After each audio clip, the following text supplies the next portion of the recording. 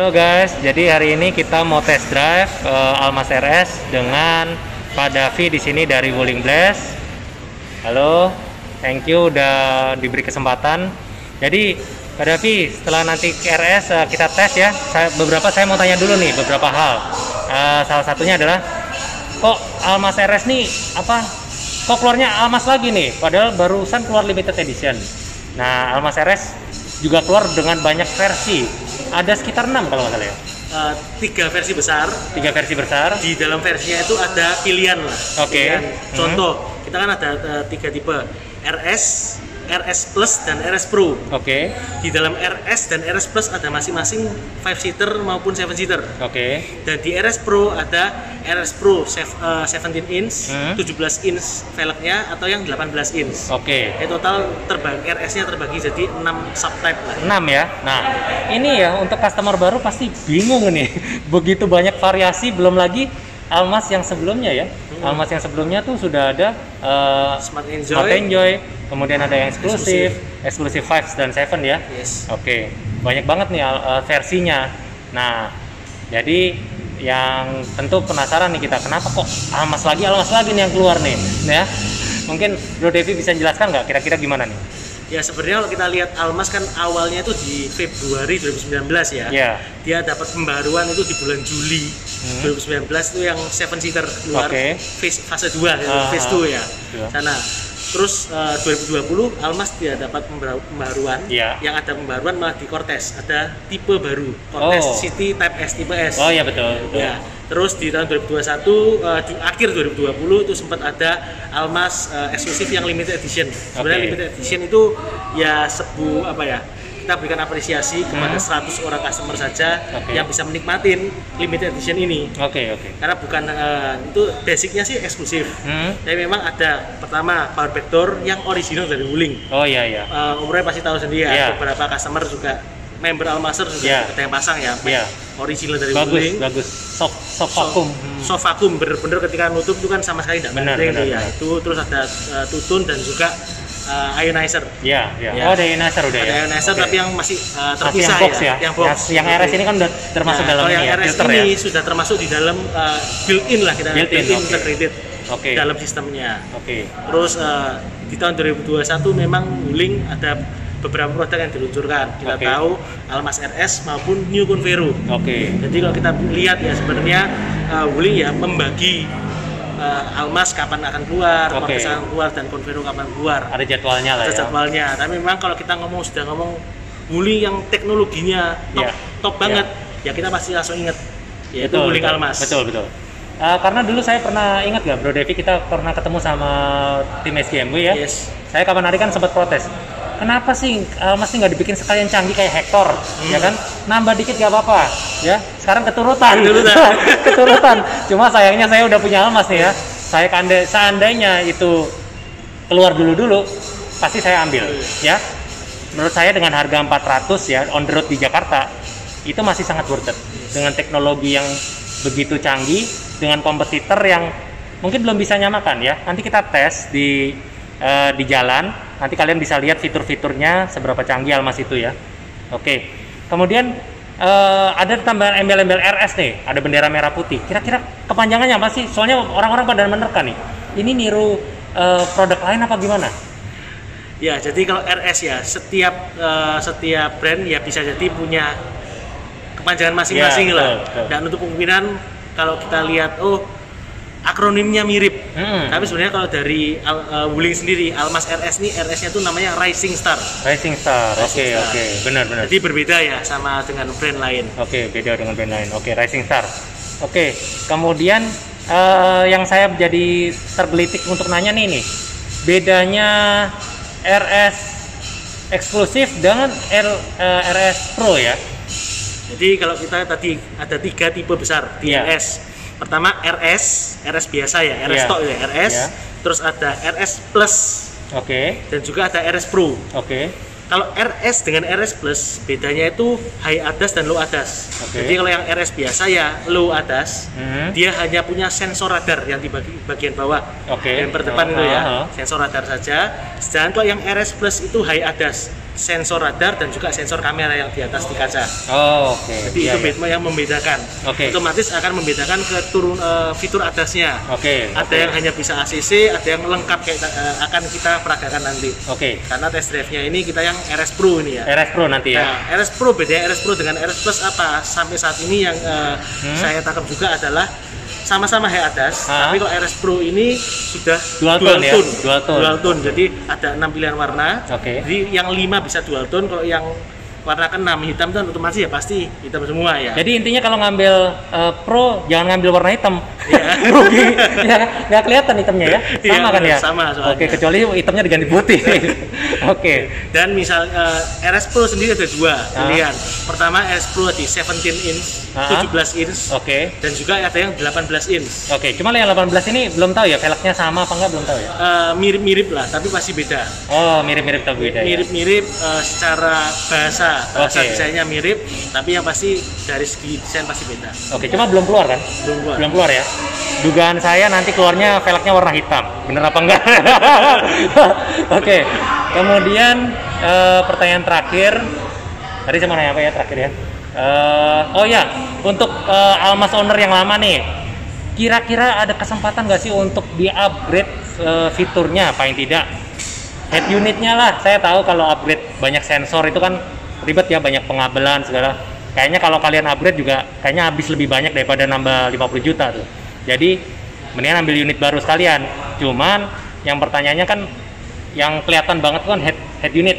Head unit itu kan udah satu paket gitu ya. Langsung tempelin ukurannya sama. Kira-kira dari ATPM udah ada kabar berita baik nggak? Nah, kalau soal itu sebenarnya bukan porsi saya untuk menjawab ya. Nanti mungkin dari ATPM yang bakal merilis pertanyaan dari konsumennya. Tentunya konsumen pasti berharap kalau dulu ya fase 1 ke fase 2 ada update. Kita ingat ya One Coin Campaign. Betul. Dimana fase 1 bisa di-upgrade voice command-nya. Meskipun nggak full fitur. Betul. Nah, tapi untuk yang kali ini yang untuk dari eksklusif apakah bisa di-upgrade jadi RS? Saya pun jujur belum bisa jawab, tidak berkapasitas lah. Untuk hal itu ini nanti dari ATPM yang bisa jawab. Nah, sekarang pertanyaan terakhir mungkin gini. Kita kan pingin nih upgrade ke RS dong. Keren loh ini, fitur-fiturnya canggih luar biasa dengan kompetitor belum ada yang kayaknya belum bisa nandingin tuh. Nah, kira-kira dari dealer nih ya, bisa nggak sih bantu jualin nanti, intinya bantu upgrade lah gitu. Tuker tambah ya, yang mau trade-in ya, trade-in bisa. Jadi kita dealer-dealer wuling, khususnya kalau saya di sini ya sebagai wuling blast, kita memang selama inilah menjaga hubungan terutama ke teman-teman komunitas ya. Kita ada komunitas, apalagi sekarang ini sama Om Roy. Hubungan kita cukup baik dan memang kita akan memfasilitasi untuk ada namanya tadi trade-in gitu ya. Dan kita pasti akan mengusahakan harga terbaik dan juga ada program-program khususnya untuk komunitas nanti. Sip tuh, ada trade-in guys. Jadi semoga harganya bagus ya. Kita bisa dapat unit terbaru dari RS. Karena jujur aja fitur-fitur ini jauh sudah melebihi dari Hector. Kalau kalian perhatikan dari Hector di India, fitur-fiturnya mungkin dari head unitnya beberapa fungsi canggih ya dia. Bisa lihat pemakaian average-nya kita dan lain-lain terhubung ke handphone. Cuma ini pun kayaknya bisa juga. Cuma sayangnya belum di launching di Wuling Plus-nya. Dan fungsi ADAS ini baru pertama di Indonesia ya. Kayaknya di dalam arti gini, untuk tipe Almas ini yang ada ADAS ini kayaknya baru di Indonesia. Karena di Kolombia, di India semua belum ada Om. Karena kita kan juga berhubungan baik dengan klub MG Hector ya. Jadi kita sering tukar pikiran. Mereka juga kaget nih, canggih banget nih ADAS mereka kita udah dapat duluan. Kayaknya bentar lagi Hector akan ngikutin kita nih selama ini ya. Indonesia dia anak emas kan ya. Betul. Dan lagi pula harganya RS ini jauh di bawahnya Hector. Jadi benar-benar kesempatan bagus ini ya. Kalau kalian mau punya mobil canggih ya langsung aja segera SPK ke dealer terdekat dan dapat promo terbaik di Wuling Blast di Surabaya di jalan apa Om? Basuki Rahmat 86. Basuki Rahmat 86. Kalau gitu kita langsung aja sekarang test drive ya Om, biar nggak lama-lama. Ini tanpa ngegas, tanpa ngerem ya kalau bisa dilihat. Jalan sendiri, setirnya masih kendalikan. Nah, kita lihat di depan ini jalannya. ini kan kita setting di kecepatan 30 untuk adaptifnya di sini ya. Oke. 30. Sekarang kalau kita anggaplah kita naikkan jadi 60. Ya. Ini akan langsung akselerasi dia, akselerasi 40. Ya. Tapi kalau mobil di depan kita kecepatan nggak sampai 60, dia bakal nahan di kecepatan jaga jarak. Oh gini, ini bro, ngerem sendiri tuh, tuh ya, nggak diapa-apakan, cuma ngerem sendiri. Wah enak nih. Nah, di luar sendiri di dalam kota nggak usah capek-capek nyetir, nggak usah capek-capek ngegas ngerem. Otomatis nyetir sendiri nih mobilnya. Nah kalau sekarang nih kita coba yang lane ini, jadi kalau yang lane recognition ya, itu ada dua anaknya ya, turunannya. Ya. Satu LDW, lane departure warning. Karena bahasanya ini warning, otomatis itu sifatnya pasif, memberikan peringatan saja. Oke. Tapi kalau namanya ada satu lagi LKA, lane keeping assist. Nah itu yang sifatnya aktif, dia bisa mengkoreksi. Oke. Nah ini kita cari jalan yang proper ya. Oke. Ini kagok ya, kakinya siap-siap terus ya. Padahal ini udah otomatis tuh. Nah, ini tuh beloknya terus tuh, akselerasi sendiri tuh. Tuh. Oh, beloknya enak loh, smooth. Nggak kenceng juga. Nah, ini akselerasi sendiri. Karena dia baca di depan ini clear, dia akan ke arah 60 langsung nih. Oh iya, sip. Langsung kenceng 60. Coba kita nih lihat nih, ngerem nggak nih? Nah, depan ada mobil kan, yang uji target, otomatis dia langsung iya, langsung mengurangi kecepatan. Nih, sekali lagi nih nggak pakai magic nih, beneran. Gas ngerem nggak dipencet. Nah, dia ngerem kan, otomatis dia akan ngurangin juga. Oke, mantap. Nah, sekarang kita bisa menyetel kepekaannya, mau yang rendah atau yang tinggi. Oke. Kalau mau dimatikan sementara, barangkali, saya nggak mau ada warningnya ya, takut biasa berisik, bisa tinggal matikan ini sementara. Nah, ini untuk nyalakan kembali. Kalau dari tadi nggak bunyi ya? Nggak bunyi. Nah ini kita coba, ini ada lane. Nah kita coba ini ya, sambil LKA-nya juga ya. Oke, LKA pencet di situ. LKA di sini nanti akan muncul logonya di sini, mungkin agak kelihatan ya karena ya, ini ada warna hijau-hijau nih ya. Oke. Nah itu LKA-nya aktif. LKA aktif, oke. Adaptif juga. Oke. Gerak-gerak sendiri nih setirnya. Ini gerak sendiri ya, kita coba lihat nih.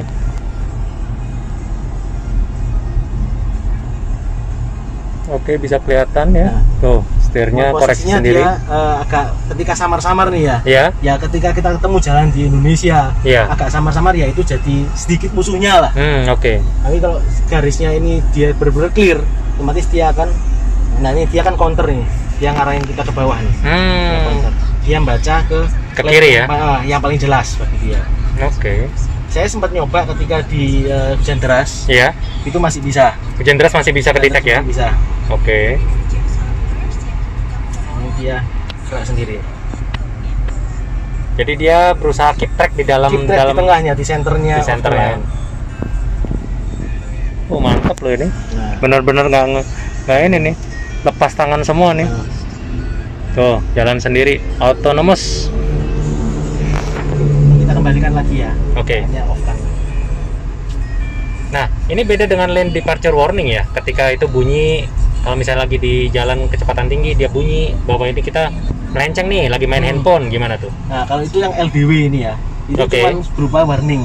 Warning aja ya. Peringatan tepat ketika jalur kendaraan. Ya, ini bahasanya Indonesia ini ya. Ini LDW ini adalah warning saja, peringatan bagi kita kalau mobil kita ini sudah mulai melenceng. Dia akan muncul peringatan. Nah, peringatannya kita bisa pilih modenya. Mau tampilkan saja, ini ada DMID, atau bunyi, berupa bunyi, atau berupa getaran setir gitu ya. Atau juga ada ini, tampilkan peringatan dan getaran juga di kemudi. Nah, itu kita coba ini ya. Nah, kalau ini kalau sudah adaptif ini nggak kepake dong ya? Ya, itu khusus ketika non adaptif. Kalau adaptif kan otomatis dia akan sesuaikan. Jadi yang untuk FCW, SDW ya, anakannya shift distance itu akan aktif ketika ACC non aktif. Oke. Siap.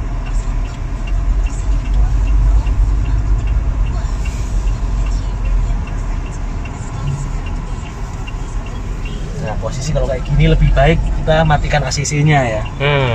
Kalau enggak dia ngegas nggak bisa ngeliat kiri ya. Blind spot nih. Blind spot.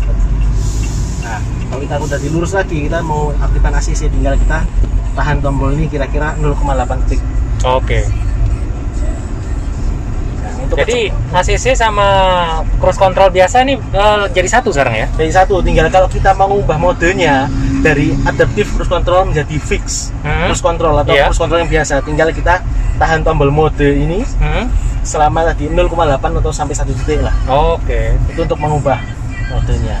Oke. Ini ACC aktif dan LK aktif ya. Jadi benar-benar lepas semua gas. Lepas semua.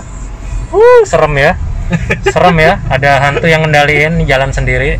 Tuh, lama-lama kita duduk di belakangnya. Tapi dia akan ngasih peringatan di mana silakan gam setir roda kemudi. Oh gitu ya. Nah, artinya sebenarnya kita nggak boleh 100% melepas kendaraan ini. Oke. Kita harus tetap pegang kendali lah untuk setirnya. Dikasih ini ya, warning ya. Warning, karena sistem ADAS ini bukan autonomous. Oke. ADAS ini adalah sistem kecerdasan untuk membantu keselamatan berkendara. Siap. Jadi kita tidak boleh sepenuhnya melepas terus kita main HP atau meninggalkan fokus ke jalan, itu bahaya. Oke. Nah, ini kita coba ACC-nya kita aktifkan. Nah, ini lagi di traffic ya. Otomatis dia akan ngunci mobil depan sebagai target. Oke. Oh iya benar. Nah, cuma ketika lagi traffic ini kita belok-belokan boleh kan ya? Bisa ya? Bisa ya. Nah, ini ada tampilan khusus yang ADAS nih. Nah, dia bisa baca nih. Ada mobil di depannya ini. Oh iya benar. Nah, ini mobil depan ini kan mobil Avanza depan. Nah, Avanza depan sudah mulai belok. Coba ya, kita ambil kanan misalnya, dia kosong gitu, dia otomatis nggak ngejas? Ngejas ya? Kosong, oh iya, kosong langsung ya? Oke. Siap. Ini baca ini. Keren. Ini kita aktifkan. Nah, untuk LKA sendiri ini kita bisa aktifkan terlepas dari ACC. Contoh sekarang ini ACC mati, saya pakai gas biasa ya. Oke, kelihatan ya, injek nih. Oke. Tapi ini LKA-nya bisa aktif, kita bisa lihat ada warna hijau-hijau di sini nih. Oke. Oh iya hijau ini. Oke, kelihatan. Oke, jadi lane keep assistant ini bisa nyala tanpa adaptif harus nyala ya? Yes. Oke, siap. Dan lane keeping assistant ini akan otomatis standby atau mati itu ya. Ketika kita kasih rating. Oh, mati. Contoh misalnya kita lagi di jalan tol.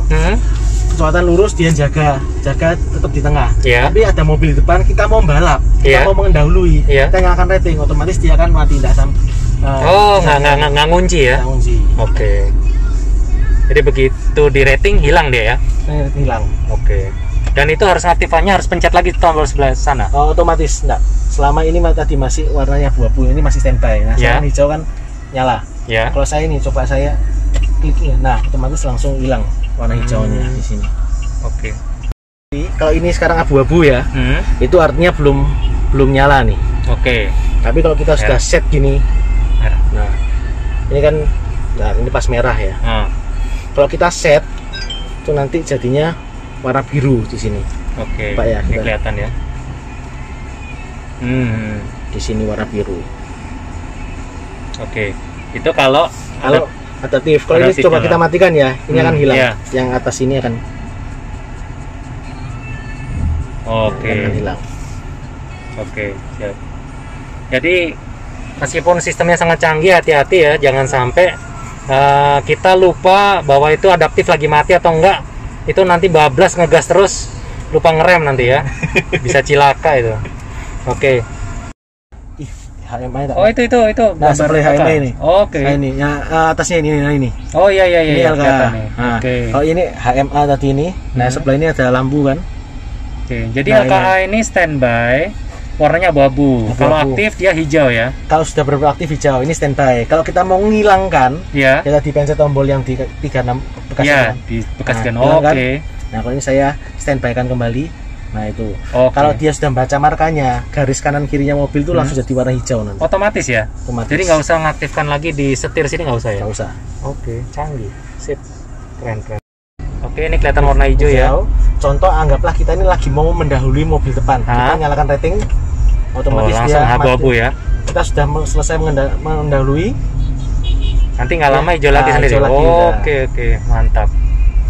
Fitur yang sangat berguna ini. Untuk kendaraan tuh yang sedang berjalan ya. Jadi kalau parkir nggak bisa baca dia. Nggak bisa ya? Nggak bisa baca.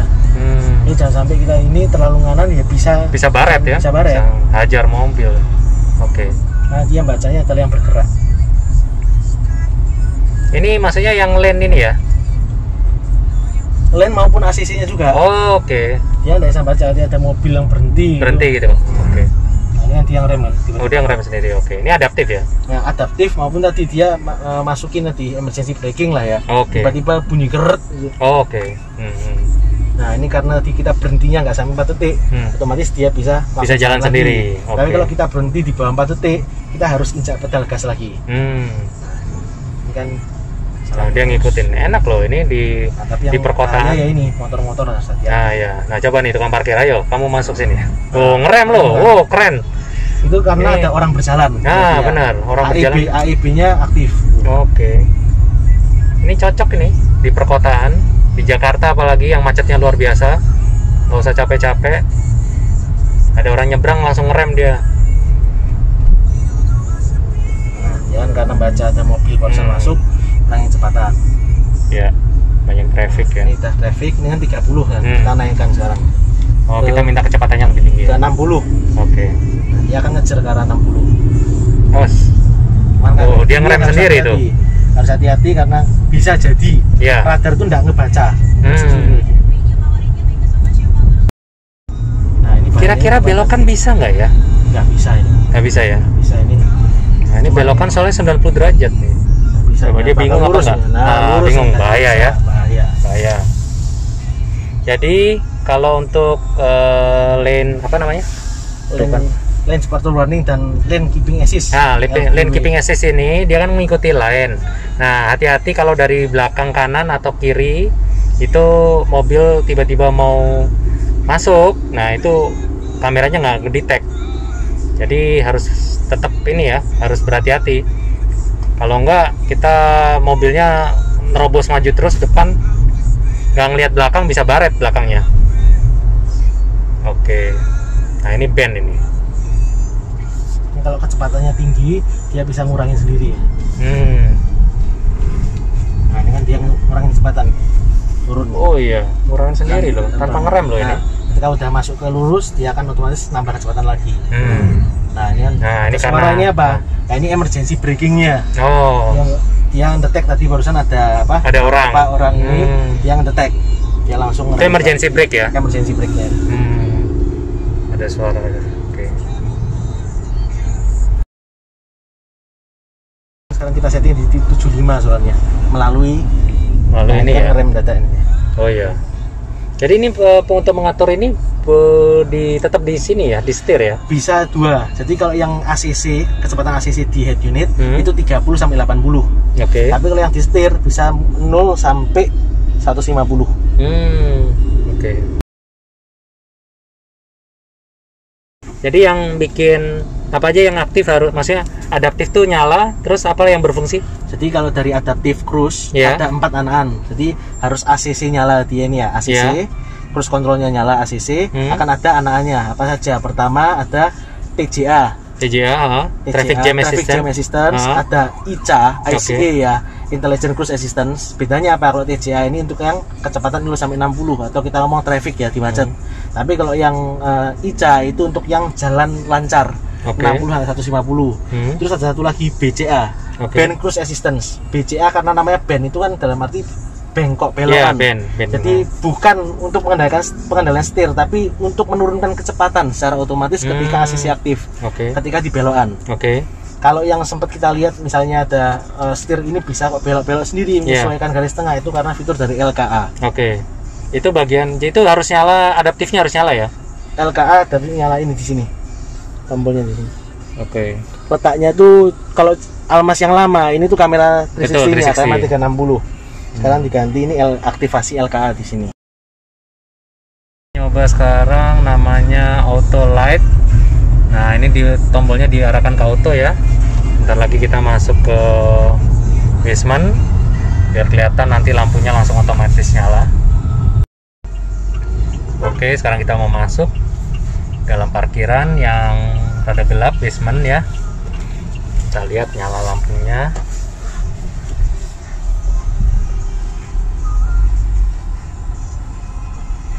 Nah, barusan nyala ya, kelihatan ya, tuh kelihatan di dinding warnanya lampunya, nyala sendiri, otomatis. Sekarang kita bahas HMA ya. HMA itu apa? HMA ini Intelligent High Beam Assistant sebenarnya. High Beam Assistant. High Beam Assistant. Jadi kalau kita lihat di tombol di knob di setir ini kan ada autonya. Ya. Ini layaknya Wuling Cortez. Jadi ada automatic light. Ketika posisi di auto, ketika cahaya terang ya, lingkungan terang, otomatis mati. Ketika gelap atau kita masuk ke basement ya, layaknya seperti ini, otomatis dia akan nyala sendiri. Itu automatic light biasa. Tapi yang Almas RS ini sudah dilengkapi dengan Intelligent High Beam Assistance. Jadi automatic light yang plus lah. Plus-plusnya apa? Ketika sensor mendetek bahwa kondisi lingkungan sangat gelap dan tidak ada mobil lain itu ya, otomatis nanti lampu jauhnya, dim ya, lampu jauh akan nyala. Jadi kalau di tol gelap gitu dia otomatis ngedim sendiri ya? Ngedim sendiri. Kalau di depan kosong ya? Kosong, asal nih HMA-nya nyala ini ya. HMA nyala atau enggak bisa lihat ini warna biru atau kalau kita matikan ini. Juga indikatornya bisa dilihat sini, sebelahnya LKA tadi. Yang ada huruf A-nya. Nah, coba ya kalau saya matikan di sini, hilang kan? Oh iya benar. Saya nyalakan lagi. Nah, itu adalah dari HMA-nya atau IMA. Nah, kalau ada mobil tadi kan pakai sinar jauh, beam. Ketika ada mobil terdeteksi dari sensornya, otomatis dia akan turun ke lampu biasa supaya menyilaukan pengendara depan. Mobil sudah lewat, sangat gelap lagi tadi, otomatis akan lampu jauh lagi. Luar biasa canggih. Jadi ketika di tol kita di depan mobil tuh ada dia mendetek lampu nyala merah atau rem gitu, dia otomatis turun ya? Turun. Nggak ngedim lagi ya? Thank you. Ini kalau bisa kedengeran ya suara AC-nya dengan kipasnya udah nyala ini. Suaranya cukup silent, nggak kayak dulu ngung-ngung lagi. Kita lihat bedanya apa sih? Kok bisa? Kayaknya memang beda jenis kipasnya nih. Suaranya silent banget.